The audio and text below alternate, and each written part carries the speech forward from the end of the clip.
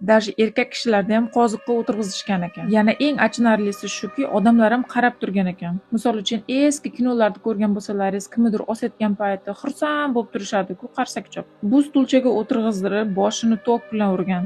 Ayrim erkaklar ichib olib, oilasida janjal qiladi-ku, mana shunaqa bochkani ichiga o'tirg'izib qo'yishgan. Bu jazo turishi shunaqa ekan, jinoyatchini shunaqa qilib qo'yib qo'yadi. Ko'rib turgan bo'lsalaringiz, ana o'rtada qoziq turib, kura grillda pishiradi-ku, buni qaranglar, axir tovuq go'shti emas, odamni qo'yib jinoyatchini. Tagida tushunishlaringiz uchun cho'q turibdi. Har aylanib cho'qqa tekkan payti kuyib, bechora jizg'anaga chiqib, qaysi жестокий geni o'ylab chiqqan ekan, bunaqa qiynoq turini. Bu qiynoq turi esa odamni boshini shunaqa apparat ichiga kirgizib, keyin aylantirib, menimcha miyasini suvini chiqargan shekilli. Voy tavba, bu qiynoq turiga вообще tilim ojiz. Jinoyatchini urmasdan shunday yotqizib qo'yadi-da, qo'l oyog'ini bog'lab. Shunaqa temir reshotkani ichiga kalamushlarni, krisalarni kirgizib, o'zi ham eshakdek katta eshikchasini yopib qo'yar ekan. Boyangi kalamushlar chiqib ketish kelib, oxiri odamni qornini teshib chiqib ketar ekan. Erim bu muzeyga birinchi marta kelishlari og'zi ochilib qoldi-ku. Peterda 3 ta shunaqa muzey bor ekan. Bu safar oxirgisini ko'rsatyapman sizlarga. O'g'rilarni mana shunaqa qo'llarini chopib tashlashgan. Voy ular, gulchaga bola bormikan deydi. Tavba,